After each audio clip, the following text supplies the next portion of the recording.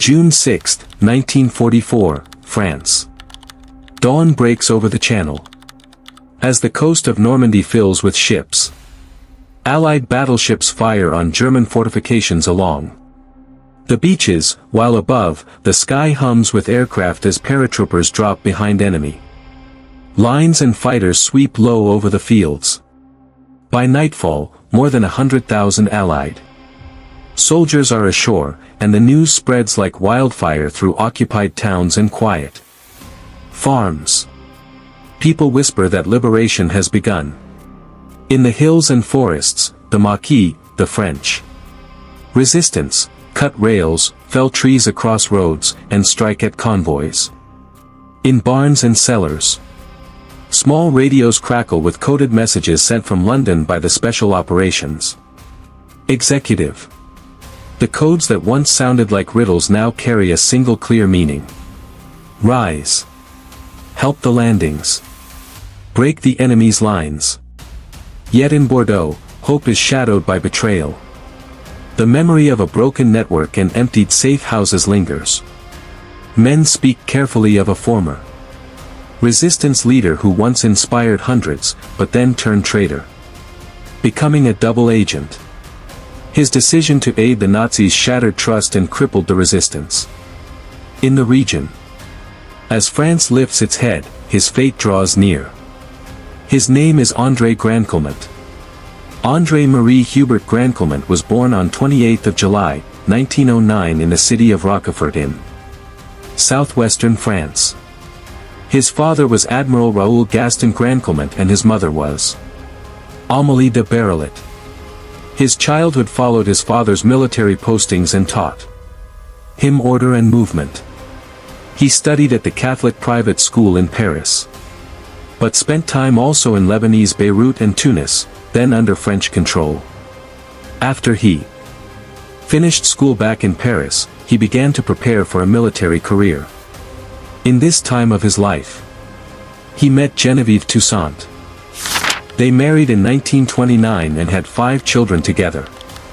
Unfortunately, 3 of them died in infancy and only 2 daughters, Ghislaine and Francine, survived. Grandclément served as an officer and at the same time studied law in the city of Poitiers. A riding accident and illness pushed him out of the army and into civilian life in 1934. A year later, he settled in Bordeaux as an insurance broker. He built a business, formed new ties, and later separated from his first wife. In 1939 he met Lucette Tartas, his future wife. On September 1, 1939 the Second World War started. Though once declared unfit to serve in the army, he was recalled to his former unit and in 1940 he fought in the Ardennes at the Battle of Ston. He was held high for his combat actions, but in June 1940 he was hospitalized. After the armistice was signed between Nazi Germany and France on June 22, 1940, he returned to Bordeaux. For a short time, he looked kindly on the new Vichy order with hero of the First World War Philippe Pétain as a new French leader.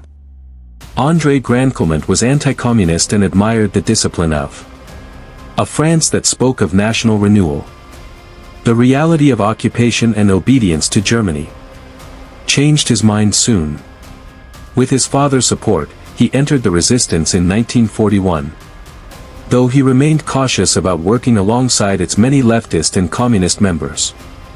In 1942 he became part of the right-wing resistance group organization Civil et Militaire, known as OCM, and under the name Bernard was put in charge of the wide area from Poitiers to Bayonne. He brought scattered groups into one frame. He set up a small headquarters, formed fighting teams, marked fields for night drops of material, and open training sites near Bordeaux. He helped form resistance camps, arranged escape lines to neutral and allied countries, and created a radio contact with London. The aim was simple, to prepare men and hide arms, till the uprising against occupiers would come.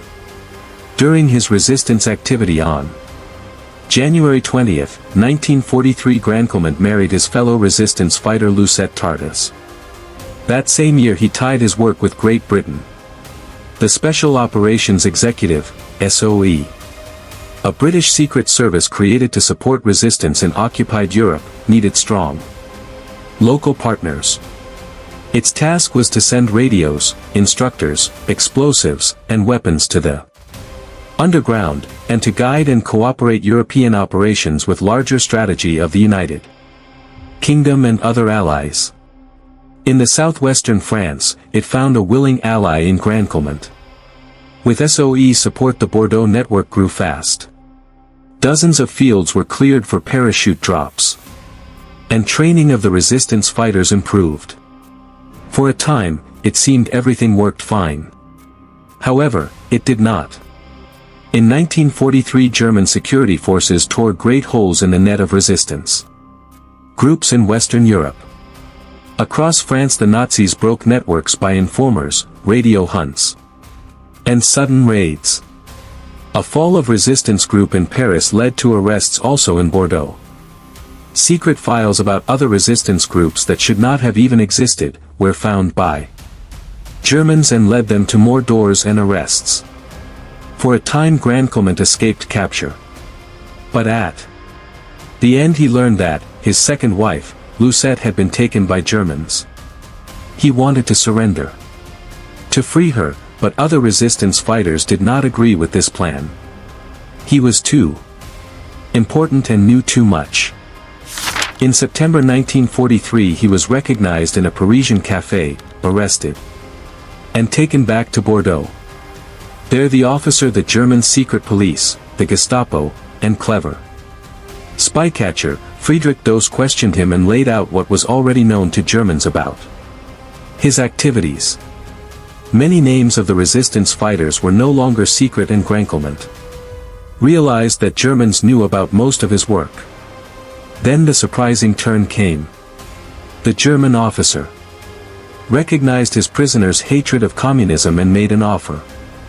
If the underground surrendered part of its arms and reduced the armed threat to German rule, many of the captured prisoners would be released. Later, once the Germans withdrew, the same men could form so-called white resistance units to fight the communists in France. It was a bargain that played one fear against another. Grandclément took a few hours of conditional freedom to talk to his allies about this proposal. Some listened to him, but most rejected the idea, and the talks collapsed. At one point, a resistance member nearly executed Grandclément for treason and collaborating with the enemy. Despite this he took offer from Gestapo and about a third of the hidden resistance stocks, around 45 tons of material, were surrendered. In return around 100 prisoners were released and planned arrests were cancelled. Henri Grandclément betrayed the resistance and became German double agent. The Grandclément's choice split the underground in the Bordeaux region. Some said he saved lives and preserved strength for the future. Others said he had handed the enemy the means to destroy the local resistance and had broken faith at the worst moment. Meanwhile the damage spread and Germans moved with brutal speed. No one was safe and every meeting could be trap laid by Gestapo. By early 1944, situation in France changed once again. New pressures from German occupiers pushed more men into the resistance. Forced labor orders sent many young workers into the forests instead of to Germany, and the British SOE renewed drops where it could. Ambushes and rail cuts returned. Yet the wound from the pact Grandclément made with Gestapo did not heal. Rumor and anger traveled through the country. In July 1944 the French service in London sent a short message by radio which named Grandclément as a traitor and collaborator with Nazi secret service responsible for the deaths of other resistance fighters. Grandclément still had connections and local protectors. Some believed he had tried to save his men and his enemies were looking for a scapegoat. They hid him and his wife Lucette at Pyla-sur-Mer near Atlantic coast. He wrote a long plea to present in London to General Charles de Gaulle, leader of the Free French Grandclément got rid of his Gestapo surveillance and looked for a way to reach a British plane to get to London. Agents from the revived SOE network in Bordeaux told him they had orders to take him to England so that he could defend himself in person. But it was a lie to make his capture easier. Grandclément believed them and he agreed to go and took Lucette and his bodyguard Marc de Lugat with him. They were driven not to an airfield but to a hidden camp. Their men of resistance held a short tribunal. They questioned him about the deal with Gestapo. He argued that releases had spared many, and that the pact had redirected German fury away from his men and toward their real enemy, the communists. His judges believed that the arms he had handed over and information he had given had crippled the resistance in the region and led to arrests and deaths that could not be excused. On July 27, 1944, the day before his birthday, the resistance ordered Henri Grandclément's execution. The sentence was carried immediately. With him was also shot his bodyguard and his wife Lucette. Despite the fact that she did not agree with her husband's decision to cooperate with the Gestapo. The Nazis' reaction showed how much they valued the double agent who had helped dismantle the resistance structures in Bordeaux and the surrounding area. In early August 1944, they allegedly murdered 50 prisoners in retaliation for Grandclément's death. When Henri Grandclément was executed by resistance fighters for his dealings with the enemy and betrayal of the French resistance, he was 34 years old.